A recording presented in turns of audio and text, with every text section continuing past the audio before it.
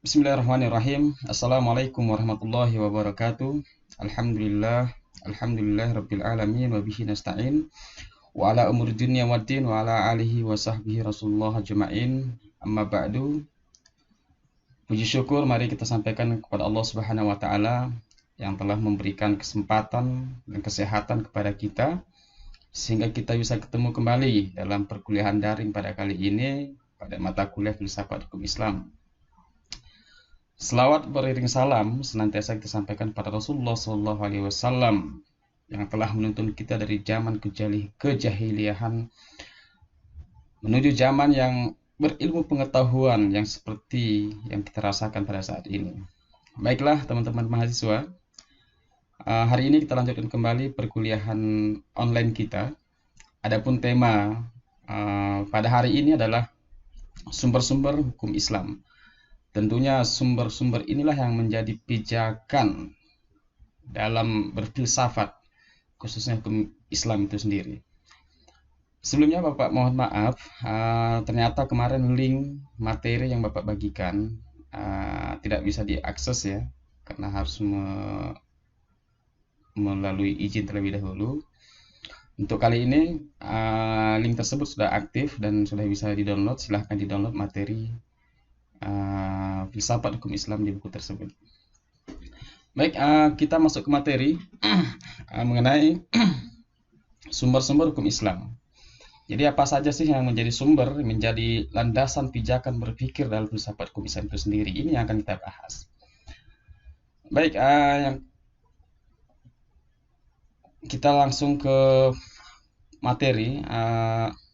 Pengertian apa sih yang dimaksud dengan sumber hukum Islam? Kan sumber artinya adalah tempat pengambilan hukum Islam itu sendiri. Hukum Islam itu dari mana diambil gitu kan? Kita berfilsafat tuh dari mana sumbernya? Seperti itu. Dalam konteks hukum Islam ini akan kita kaji nanti, yaitu Al-Quran, ada Al-Hadis maupun ijma dan sebagainya. Sumber hukum Islam sering pula disebut dengan dasar atau dalil hukum. Jadi inilah dalilnya. Dalilnya dasarnya kita berfilsafat dalam konteks hukum Islam. Sumber hukum Islam dapat kita terangkan dalam skema berikut, yaitu sumbernya itu ada Al-Quran, lalu yang kedua adalah As-Sunnah dan Ijtihad. Ijtihad nanti turunannya ada Ijma dan Qiyas. Masuk kita ke pengertian yang pertama, Al-Quran. Al-Quran tentu teman-teman sudah paham apa Al-Quran itu kan. Al-Quran misalnya kita artikan sebagai kitab yang diturunkan kepada Nabi Muhammad gitu kan, di Gua Hiro pada waktu itu. Itu ayat yang pertama adalah Al-Alaq ayat 1 sampai 5. Ataupun Al-Quran adalah kitab yang diturunkan kepada Nabi Muhammad yang diawali dengan surat Al-Fatihah dan diakhiri dengan surat An-Nas, di mana membacanya merupakan suatu nilai ibadah. Dalam konteks kita sebagai Islam, tentu Al-Quran adalah pedoman utama dalam hidup, bukan cuma dalam beribadah ya. Jangan kadang-kadang banyak dari kita memaknai Al-Quran adalah pedoman untuk beribadah, tapi pedoman untuk hidup, baik beribadah, bermuamalah, siasah politik, ataupun bermasyarakat. Al-Quran adalah tuntunan hidup. Dzalikal kitabu la raiba fih. Kita meyakini bahwa Al-Quran itu tidak ada keraguan pada Al-Quran itu, seperti itu. Yang kedua, Al-Quran berisi 30 juz, 114 surat, dan 6.236 ayat. Ini macam-macam ya. Nanti teman-teman bisa teliti sendiri, karena ada yang mengatakan versinya ayatnya itu 6.666 ayat. Nanti bisa dicek sendiri, dihitung sendiri lah. Sedangkan kedudukan fungsi Al-Quran dalam hukum Islam adalah, pertama itu Al-Quran merupakan sumber hukum pertama dan utama. Fa in tanaja'tum fi syai'in farudduhu ilallahi wa rasul. Kan ada ayat seperti itu. Apabila kamu berselisih tentang satu perkara, maka kembalikanlah kepada Allah dan Rasulnya. Artinya kembalikan kepada Al-Quran dan Al-Sunnah. Makanya Al-Quran adalah sebagai hierarki perundang-undangan yang pertama dalam Islam. Kalau kita misalnya menganalogikan dengan konteks bernegara kita di Indonesia, di mana hierarki perundang-undangan kita adalah misalnya Undang-Undang Dasar, lalu turun sampai ke bawah. Begitu juga dengan Islam. Hierarki perundang-undangan pertama dalam Islam adalah Al-Quran. Yang kedua, Al-Quran memuat kaidah-kaidah hukum fundamental, baik dalam ibadah, muamalah, maupun akhlak. Al-Quran adalah dasar-dasar dalam semua tindak tanduk kita di dunia ini. Artinya Al-Quran telah membuat fondasi, membuat rambu-rambu hal mana yang bisa kita gapai, hal mana yang bisa kita sentuh dan tidak bisa kita sentuh. Artinya bersifat asasi, fundamental. Al-Quran lah yang memberikan landasan utama dalam kita hidup di dunia, baik secara pendidikan misalnya, ataupun secara ekonomi, ataupun secara berpolitik, cara bersosial masyarakat. Al-Quran telah menggariskan itu. Hanya saja terkadang kita lupa akan itu, sehingga kita lebih percaya kepada konsep-konsep yang lahir kemudian, artinya yang lahir setelah Islam, Al-Quran itu diturunkan. Padahal kalau kita sadar bahwa di Al-Quran itu memuat semua konsep kehidupan kita di dunia ini. Yang selanjutnya, Al-Quran sebagai pedoman hidup bagi setiap muslim. Yang tadi Bapak jelaskan bahwa itu adalah pedoman hidup kita. Enggak cuma terkadang kita, yang tadi Bapak jelaskan bahwa terkadang kita berpikir bahwa Al-Quran itu cuma bicara sholat, cuma bicara puasa, zakat, haji. Tapi jauh lebih daripada itu. Bagaimana Islam dalam mengatur tatanan sosial bermasyarakat. Kadang-kadang kita nggak harus misalnya kita berbicara masalah dalil. Misalnya, kadang-kadang banyak orang yang berdalil tapi dia tidak mengaplikasikan isi dalil itu sendiri kan itu. Yang penting bagaimana kita mengamalkan ataupun memasyarakatkan nilai-nilai Al-Quran itu sendiri. Itu sebenarnya yang penting. Artinya kita tidak tekstual gitu loh. Kadang-kadang kan orang terlalu bangga dengan simbol-simbol aja gitu, tapi isinya tidak ditekankan, substansinya tidak begitu ditekankan. Yang selanjutnya sebagai penyempurna kitab-kitab Allah sebelumnya, Taurat, Zabur, dan Injil. Al-Quran adalah kitab terakhir yang diturunkan kepada Nabi Muhammad, yang dimana kedudukan Al-Quran di sini adalah penyempurna atas kitab-kitab Allah yang terdahulu. Dimana inilah bentuk keimanan kita, bahwa kita sebagai seorang muslim wajib mengimani kitab-kitab Allah, tidak cuma Al-Quran. Gitu. Baik, selanjutnya adalah sejarah. Kita masuk kepada sejarah penulisan Al-Quran. Jadi Al-Quran pertama kali diturunkan kepada Muhammad itu kan belum terkumpul dalam satu mushaf seperti saat ini. Ataupun jangan beranggapan bahwa Al-Quran itu turun sekaligus, misalnya dalam bentuk komplit satu kitab yang komprehensif dari Al-Fatihah sampai An-Nas, tapi tidak. Prosesnya berangsur-angsur.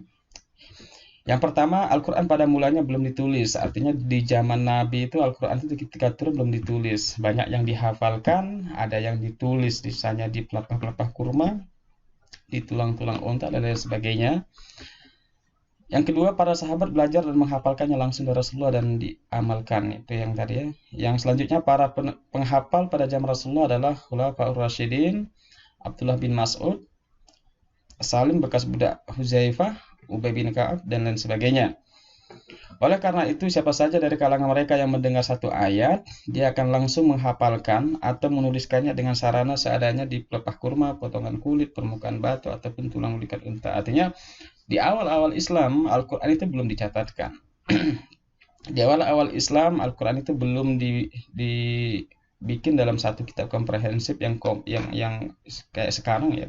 Artinya ketika ayat turun, ya udah dihafalkan. Kalaupun nanti takut hilang, makanya ditulis di tempat, di peralatan alat penulisan yang seadanya pada waktu itu, seperti di pelepah kurma, misalnya di kulit binatang, ataupun misalnya seperti di permukaan batu maupun di tulang-tulang unta. Selanjutnya, penulisan Al-Quran pada masa Abu Bakar As-Siddiq. Ini udah periode setelah wafatnya Rasulullah. Dilakukan pada tahun 12 Hijriah, di mana pada perang Yamamah banyak dari kalangan penghafal Al-Quran yang syahid. Jadi pada zamannya Abu Bakar ini tadi ketika zaman Rasulullah ketika ayat turun dihafalkan sama sahabat, ternyata di zamannya Abu Bakar ketika terjadi perang Yamamah, banyak dari para penghafal tersebut syahid, meninggal dunia. Seperti yang tadi seperti Salim ya, bekas budak Hujaifah, maka Abu Bakar radhiyallahu anhu memerintahkan untuk mengumpulkan Al-Qur'an agar tidak hilang. Nah, disinilah sebenarnya di zamannya Abu Bakar lah sebenarnya tahapan-tahapan. Artinya kan dalam prosesnya itu kan nggak tiba-tiba terkumpul semua, tapi di zaman Abu Bakar lah proses dimulainya penulisan mushaf Al-Qur'an. Artinya dimulai dari zaman Abu Bakar. Di sini maka Abu Bakar memerintahkan untuk mengumpulkan Al-Qur'an agar tidak hilang. Lalu Umar mengumumkan pandangan tersebut kepada Abu Bakar setelah selesainya perang Yamamah. Artinya di sinilah peran Umar, peran Abu Bakar ketika dalam proses pencatatan penulisan Al-Qur'an dalam bentuk mushaf. Selanjutnya tadi di zamannya Abu Bakar situ ada peran Abu Bakar dan Abu Bakar dan Umar dalam tahap proses pengumpulan mushaf-mushaf Al-Qur'an yang tersebar tadi dalam bentuk tulisan-tulisan, baik di pelepah kurma, di batu maupun di tempat-tempat lainnya, disertai dengan orang-orang yang menghafal. Barulah pada masa Utsman pada tahun 25 Hijriah kita bisa bayangkan di mana Umar memulai itu pada tahun 12 Hijriah, 12 ke 25. Berarti ada selisih sekitar 13 tahun. Pada tahun 25 Hijriah sebabnya adalah perbedaan kaum muslimin pada dialek bacaan Al-Qur'an sesuai dengan perbedaan mushaf yang berada di tangan para sahabat radhiyallahu an. Hal itu dikhawatirkan akan menjadi fitnah, maka Utsman radhiyallahu an memerintahkan untuk mengumpulkan mushaf-mushaf tersebut menjadi satu mushaf sehingga kaum muslimin tidak berbeda bacaan kemudian bertengkar pada kitab Allah Subhanahu wa taala dan akhirnya berpecah belah. Artinya di zaman Utsman karena ini bicara nahwu sharaf ya, artinya karena nanti dialeknya itu macam-macam gitu kan. Akhirnya daripada nanti berselisih tentang misalnya kasroh apa domah gitu kan, apa fathah gitu kan. Berselisih dalam hal itu, makanya Utsman menyimpulkan untuk membuat satu mushaf yang kita kenal dengan mushaf Utsmani saat ini, sehingga adanya kesamaan dalam pembacaan teks nas tersebut seperti itu. Kemudian Utsman memerintahkan Zaid bin Sabit, Abdullah bin Zubair, Said ibnul As dan Abdurrahman bin Haris ibnu Hisam radhiyallahu an untuk menuliskan kembali dan memperbanyaknya. Zaid bin Sabit berasal dari kaum Ansar, sementara 3 orang lainnya berasal dari Quraisy. Utsman mengatakan kepada ketiganya, jika kalian berbeda bacaan dengan Zaid bin Sabit pada sebagian ayat Al-Qur'an, maka tuliskanlah dengan dialek Quraisy, karena Al-Qur'an diturunkan dengan dialek tersebut. Jadi mushaf yang sampai kepada kita sekarang ini adalah mushaf Utsmani. Artinya setelah tadi disepakati ya dialeknya tadi, tujuan Utsman satu, biar kaum muslimin generasi berikutnya termasuk kita biar tidak terjadi perdebatan dalam hal dialek Al-Qur'an tersebut gitu. Intinya di situ. Perbedaan pengumpulan Al-Qur'an masa Abu Bakar dan Utsman. Tujuan dari pengumpulan Al-Qur'an di zaman Abu Bakar adalah menuliskan dan mengumpulkan seluruh ayat-ayat Al-Qur'an dalam satu mushaf agar tidak tercecer dan tidak hilang tanpa membawa kaum muslimin untuk bersatu padu satu mushaf. Hal itu dikarenakan beliau terlihat pengaruh dari perbedaan dialek bacaan yang mengharuskan membawa mereka untuk bersatu pada satu mushaf Al-Qur'an saja. Jadi ya kurang lebihnya ya sama ya. Artinya tadi memang di zamannya Abu Bakar dan di zamannya Abu Bakar tadi kan tujuannya pertama di samping tadi ditakut karena banyaknya para sahabat yang penghafal Quran itu meninggal, maka Abu Bakar berinisiatif untuk mengumpulkan semua mushaf-mushaf, tujuannya biar tidak hilang. Di samping yang kedua adalah biar adanya kesamaan dialek dalam pembacaan surat Al-Qur'an tersebut. Sementara di zaman Utsman tujuan pengumpulan Al-Qur'an adalah mengumpulkan dan menuliskan Al-Qur'an dalam satu mushaf dengan satu dialek bacaan dan membawa kaum muslimin untuk bersatu padu bersatu pada satu mushaf Al-Quran karena timbulnya pengaruh yang mengkhawatirkan pada perbedaan dialek bacaan Al-Quran. Jadi dari sini bisa kita pahami bahwa tujuannya, kalau tujuan pengumpulan Al-Quran di masa Abu Bakar dan Utsman ya. Kalau tadi Abu Bakar yang tadi Bapak jelaskan bahwa takutnya karena banyaknya para penghafal Quran yang meninggal, maka dikumpulkan. Di samping itu untuk menyamakan persepsi masalah dialeknya. Kalau Utsman lebih kepada menekankan kepada itu tadi, untuk persamaan persepsi masalah dialek bacaan Al-Quran tadi, seperti itu. Oke, kita lanjut. Kandungan Al-Quran, adapun kandungan yang terdapat di dalam Al-Quran itu adalah memuat tentang akidah, memuat tentang syariat, akhlak, kisah-kisah terdahulu, ataupun kejadian yang akan datang, dan prinsip-prinsip iptek, ilmu pengetahuan dan teknologi. Makanya tadi Bapak bilang bahwa Al-Quran tidak hanya berbicara tentang ibadah saja, seperti itu. Artinya semua sektor, semua lini kehidupan ini disentuh, ada informasi yang menjadikan asas, menjadikan fondasi kita dalam bertindak, baik secara ilmu pengetahuan, baik secara bermasyarakat maupun bernegara.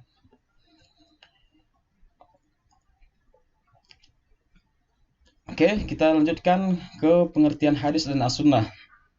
Hadis ini Bapak hanya membahas sepintas ya, karena tentu ini bukan ranah saya. Nanti ada mata kuliah ulumul hadis, teman-teman nanti bisa lebih mendalaminya di sana. Karena ini cuma sebagai karena bicara filsafat hukum Islam, tentu kita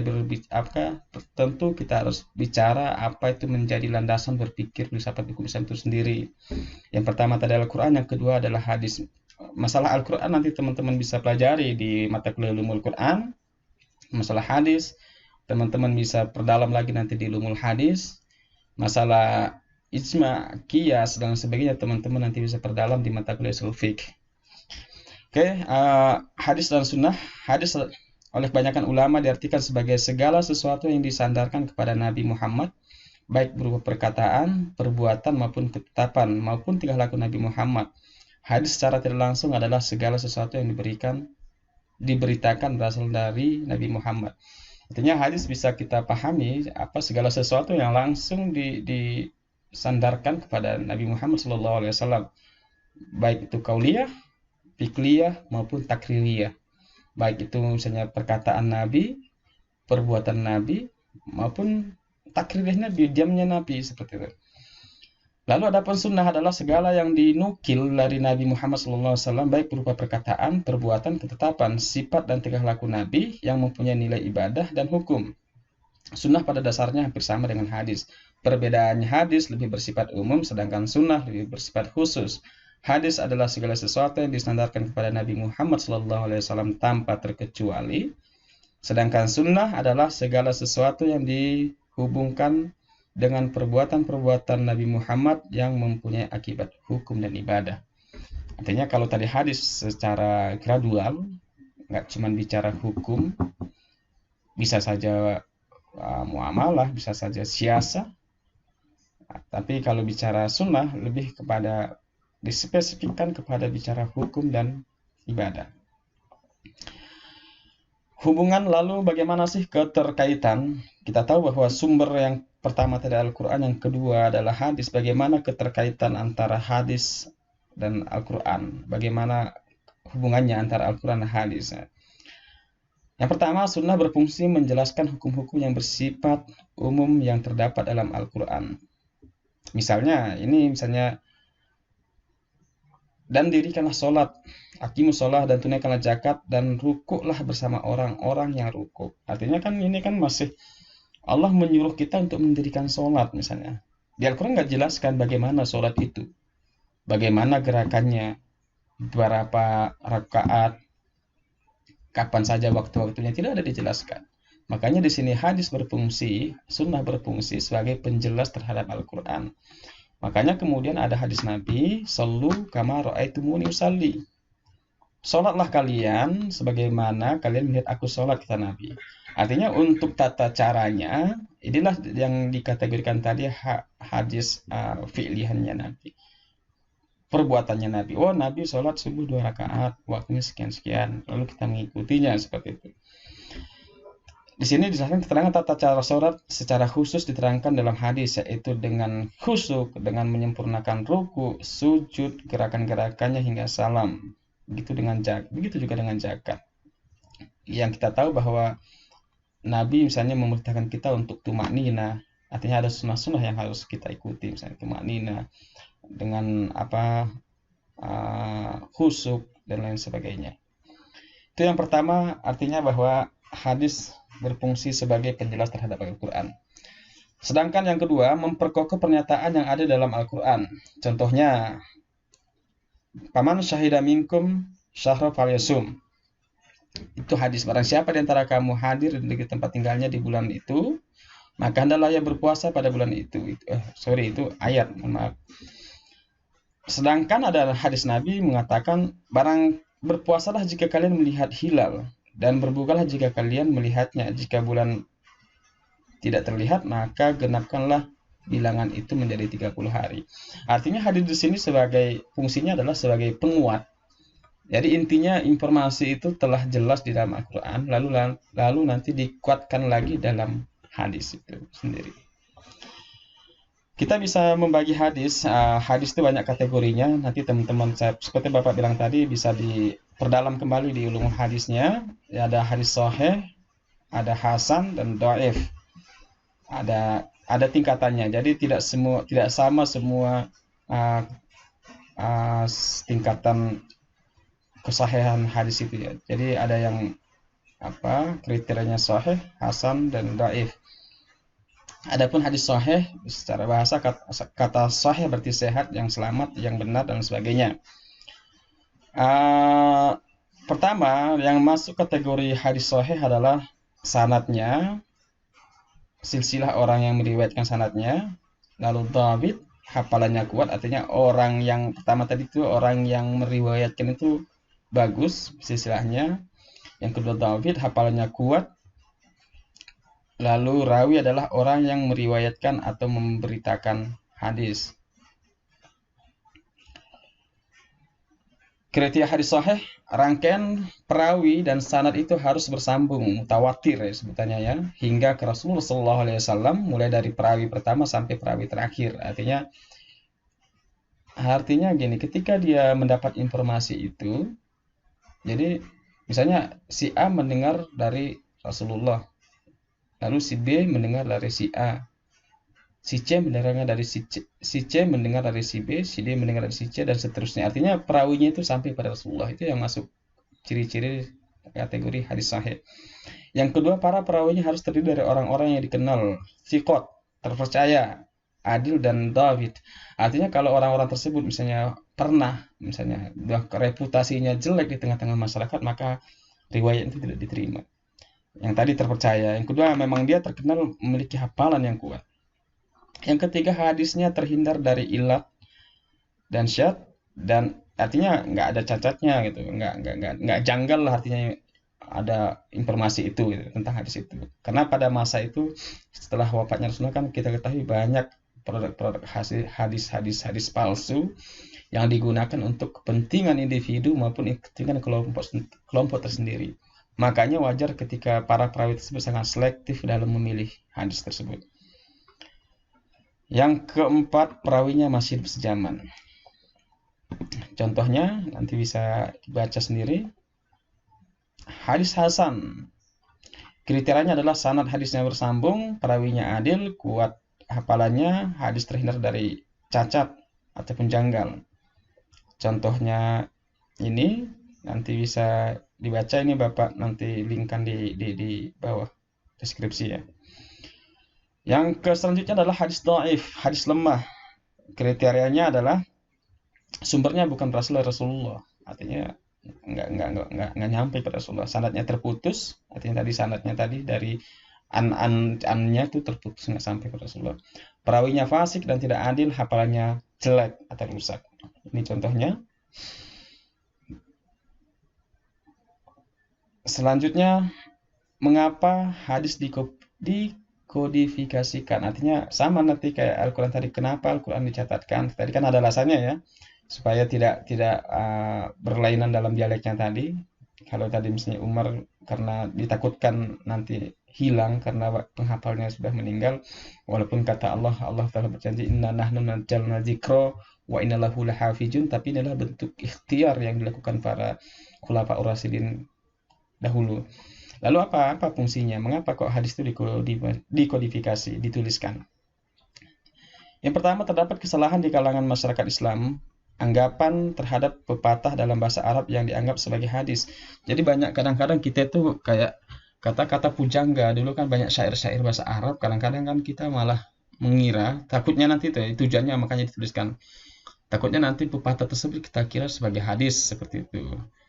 Al ilmu bila amalin kasajari bila samar. Ini misalnya kan ilmu tanpa diamalkan ibarat pohon tak berbuah. Artinya ini jangan sampai nanti ketika hadis itu tidak dikodifikasikan, ini nanti orang beranggapannya ini adalah sebagai hadis gitu. Padahal enggak.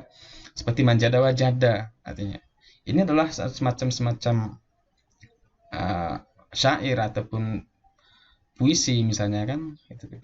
Yang kedua, kodifikasi hadis dilatar belakangi oleh adanya usaha-usaha untuk membuat dan menyebarluaskan hadis-hadis palsu di kalangan umat Islam. Kan yang tadi Bapak bilang bahwa pada masa setelah wafatnya Rasulullah itu banyak produk-produk hadis yang palsu yang dibuat untuk kepentingan kalangan tertentu, bisa secara individu maupun kelompok, dengan berdalilkan misalnya ini kata Nabi dan sebagainya. Jadi untuk itulah hadis dikodifikasikan dengan sangat selektif itu.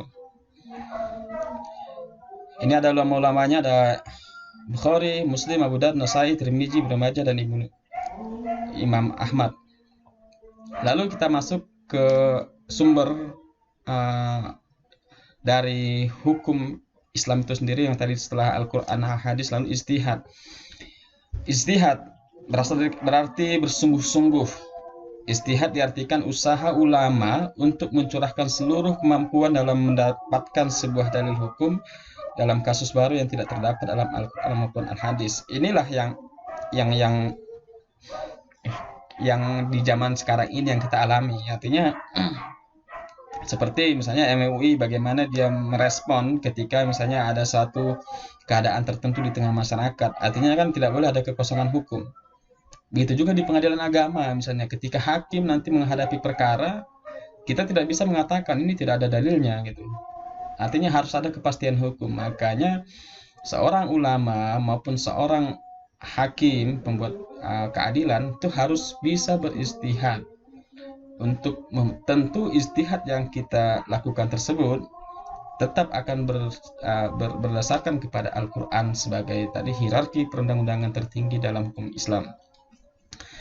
Selanjutnya, menggunakan akal sekuat mungkin untuk menemukan sesuatu keputusan hukum tertentu yang tidak ditetapkan secara eksplisit dalam Al-Quran dan Sunnah.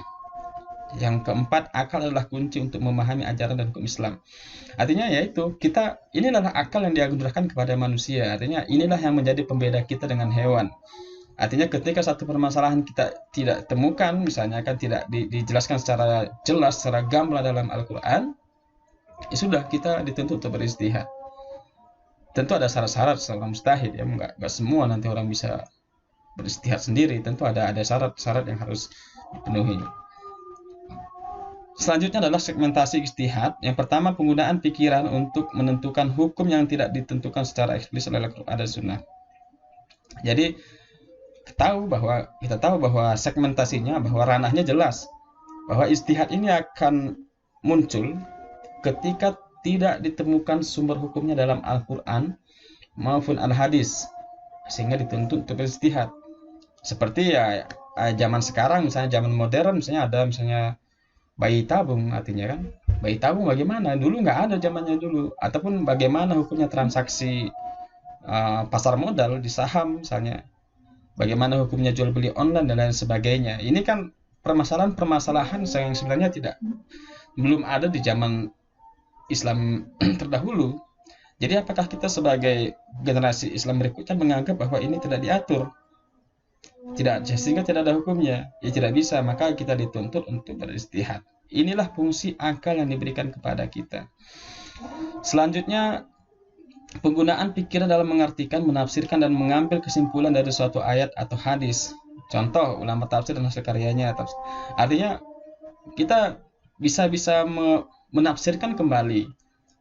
Seperti misalnya bagaimana tentang ayat-ayat yang masih sifatnya itu masih umum. Disitulah seperti contoh lah, yadullah fawqa aydihim, misalnya tangan Allah di atas segalanya. Lalu pertanyaan kita, tangan Allah itu apakah sama dengan tangan manusia? Seperti itu. Ataupun misalnya ayat tentang wudhu, misalnya membasuh kepala.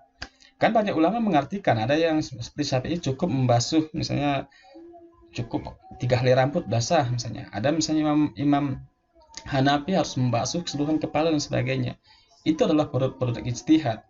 Artinya dalam fikih kita sebut itu adalah ranah furu'iyah, itu adalah hal-hal furu'iyah gitu. Artinya memang itu memberikan ruang kepada para ulama untuk mengelaborasi pikirannya, beristihad tentang satu ayat maupun hadis.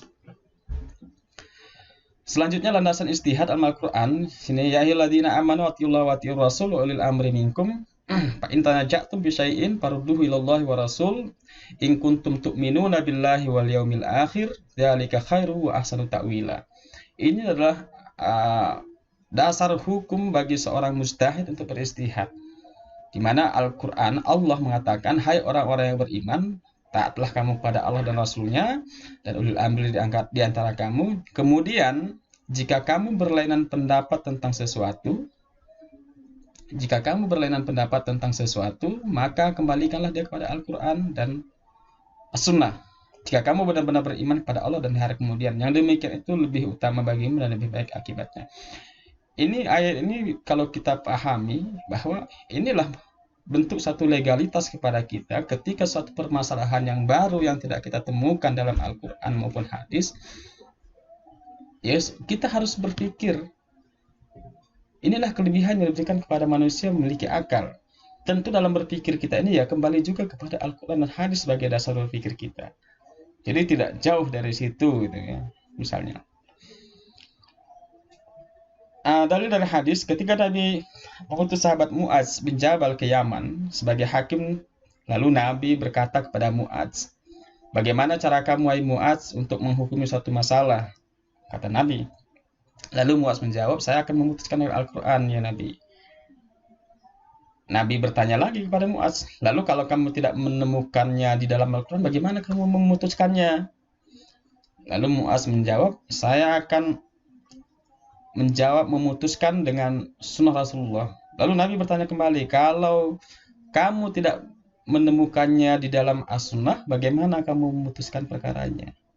Mu'adz menjawab, saya akan beristihad dengan pendapat saya dan tidak akan melihat ke lainnya. Itu kata Mu'adz. Lalu Nabi pun menepuk dada sahabat Mu'adz dan bersabda, segala puji bagi Allah yang telah memberi pertolongan pada utusannya seperti yang diharapkan Rasulullah. Artinya inilah salah satu yang pertama ayat yang tadi, fa in tanaja'tum bi syai'in, sebagai legitimasi bagi kita untuk beristihad terhadap permasalahan-permasalahan baru yang tidak kita temukan secara spesifik dalam Al-Quran maupun hadis. Di samping itu ada hadis yang di mana Nabi mengutus Mu'adz yang diriwayatkan oleh Bukhari Muslim ini sebagai landasan beristihad bagi kita sebagai umat Nabi Muhammad di kemudian hari. Lalu kedudukan dan fungsi istihad. Yang pertama, istihad dilakukan oleh seorang mujtahid dengan syarat-syarat tertentu dan saat tidak dijumpai hukum baik dalam Al-Quran maupun hadis. Artinya tadi saya bilang tadi bahwa seorang mujtahid tentu ada syarat ya, tidak serta-merta semua orang bisa beristihad. Ada syarat-syarat yang harus terpenuhi bagi seorang mujtahid untuk bisa beristihad. Kalau misalnya tidak ada syarat kan nanti malah bahaya. Semua orang nanti beristihad ya, kan? Semua orang nanti mengeluarkan pendapatnya sendiri, malah membuat kekacauan. Makanya dalam konteks kita di Indonesia dalam bernegara, misalnya ada MUI sebagai otoritas fatwa di Indonesia. Artinya mereka yang akan beristihad tentang satu hukum mengenai kehidupan masyarakat muslim di Indonesia. Selanjutnya, ijtihad adalah buah akal manusia, bisa benar ataupun bisa salah dengan mempertimbangkan sebab akibat, manfaat dan maslahat. Artinya, kebenaran yang mutlak itu adalah hanya Al-Quran dan hadis. Selebihnya adalah sifatnya relatif. Begitu juga dengan ijtihad. Artinya bisa saja nanti ijtihad itu ketika diijtihadkan sekarang ternyata besok karena tidak relevan ataupun salah, dia diperbaharui seperti halnya misalnya Musaffi ada kol qadim maupun ada kol jadidnya. Yang selanjutnya, ijtihad tidak dapat melahirkan keputusan absolut. Masih terbuka ruang perdebatan pendapat. Dalam hal itu dibolehkan selama tidak bertentangan dalam Al-Quran. Yang seperti tadi Bapak jelaskan bahwa yang absolut itu cuman Al-Quran dan hadis, artinya sudah tidak ada perdebatan lagi. Kita sepakat bahwa semua kandungan Al-Quran itu udah oke. Artinya masih ada nggak orang yang mau merevisi ataupun ada nggak yang kira-kira orang Islam di dunia ini yang ingin misalnya merevisi Al-Quran, mengamandemen Al-Quran, ataupun menjudicial review ayat-ayat Al-Quran ataupun hadis? Nggak ada. Kita udah sepakat. Kita udah sepakat bahwa Al-Quran itu udah qat'i, sudah mutlak kebenarannya, tidak perlu lagi diragukan. Dzalikal kitabu la raiba fiih. Kita meyakini bahwa tidak ada lagi keraguan dalam Al-Quran itu. Yang selanjutnya adalah keputusan ijtihad hanya berlaku pada golongan orang saja dan tidak mutlak berlaku pada orang lain terkait tempat dan waktu. Contoh haramnya mengemudi seorang diri bagi wanita di Saudi. Artinya ijtihad itu sama seperti misalnya fatwa misalnya, ataupun dulu ada satu kanun di Aceh Utara, saya larangan boncengan mengangkang. Artinya larangan boncengan mengangkang bagi perempuan misalnya. Artinya ijtihad itu kan produk ijtihad ya. Maksudnya tidak ada misalnya dalam Al-Quran pun hadis tentang mengatur bagaimana tata cara boncengan sepeda motor, kan nggak ada.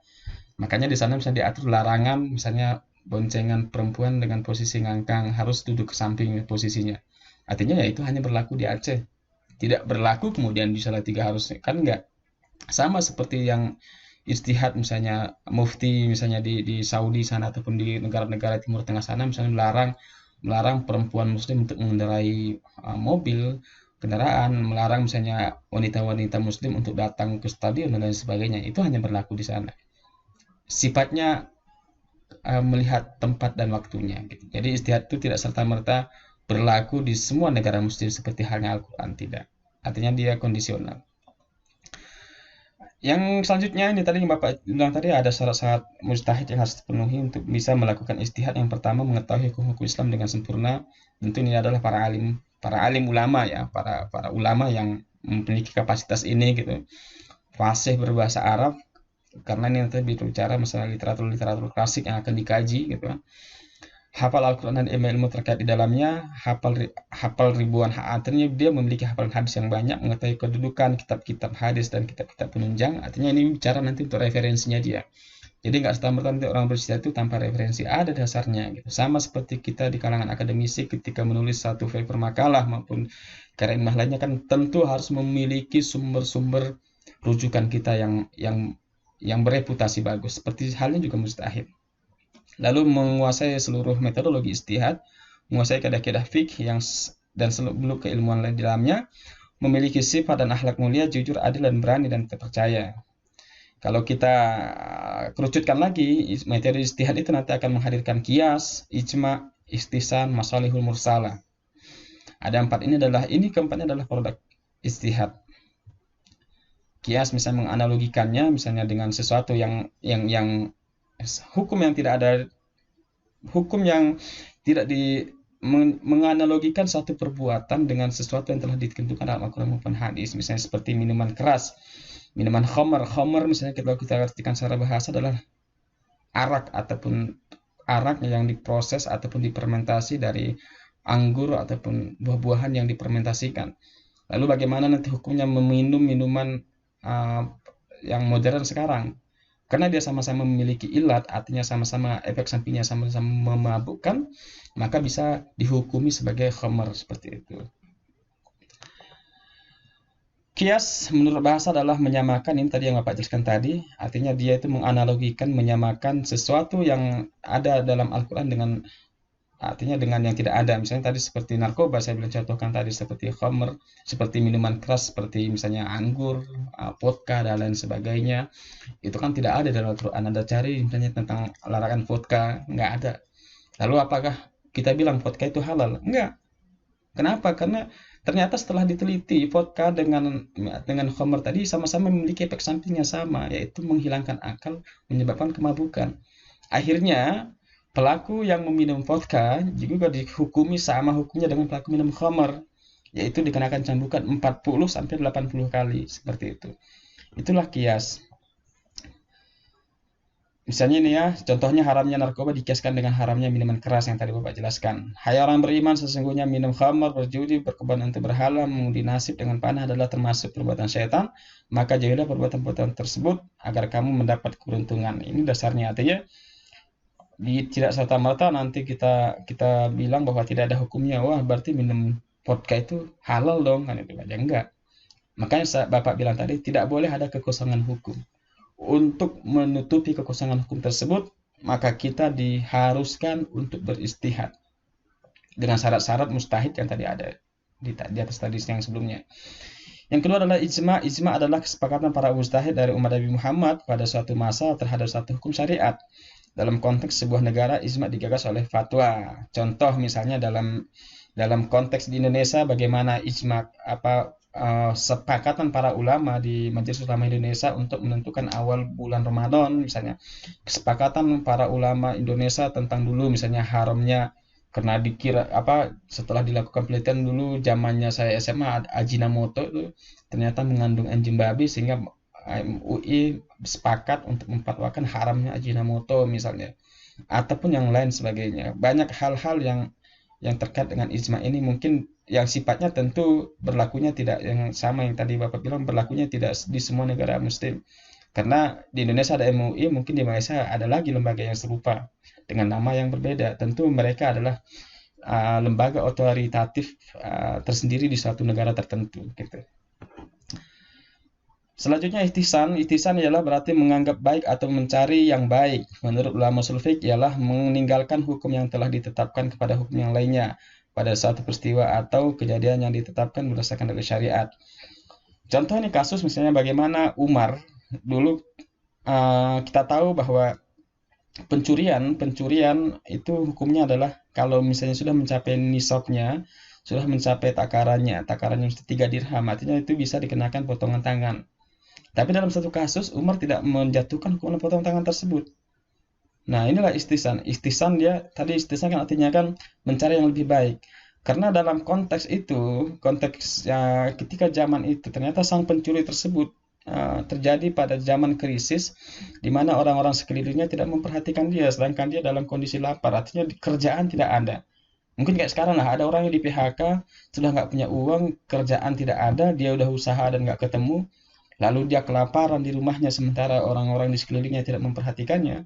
Maka ini berlaku ketentuan lain seperti yang telah pernah dilakukan oleh Umar. Yang kedua, orang yang makan dan minum karena lupa saat dia sedang berpuasa. Artinya ini kan sering terjadi ya, Artinya kita biasanya di awal-awal Ramadan, karena kita terbiasa misalnya pagi-pagi misalnya udah makan, sarapan dan sebagainya. Ketika Ramadan pertama dan kedua misalnya kita masih suka itu lupa. Tiba-tiba siangnya ngambil air aja minum seperti biasa. Lalu gimana? Ya orang lupa kok gitu kan. Ini masuk kategori ihtisan. Oke, selanjutnya adalah masalah mursalah, adalah menetapkan hukum yang tidak disyaratkan dalam Al-Quran dan hadis, tujuannya untuk kemaslahatan kebaikan bersama. Artinya ini hukum-hukum dibikin satu peraturan. Sebenarnya kita kaji nggak ini ya, nggak ada dalam Al-Quran maupun hadis. Seperti kita buat kalau mau berkendaraan buat SIM A, SIM C. Emang ada di Al-Quran itu? Ya nggak ada. Tapi untuk kemaslahatan bersama, untuk tertib administrasi, tentunya itu diperbolehkan. Seperti sekarang misalnya kita di kampus ketika lulus nanti ada ijazah. Ijazah S1, padahal kita pikir-pikir emang ada anjuran itu ketika sekolah nanti dibuatkan ijazah. Di surat berapa itu, ayat berapa, nggak ada. Ya hadis juga kayaknya nggak ada. Begitu juga misalnya yang lain sebagainya, nanti seperti surat tanah, sini kan ada seperti sertifikat halal makanan dan minuman dari MUI misalnya dan lain sebagainya. Ini adalah permasalahan ihtisan.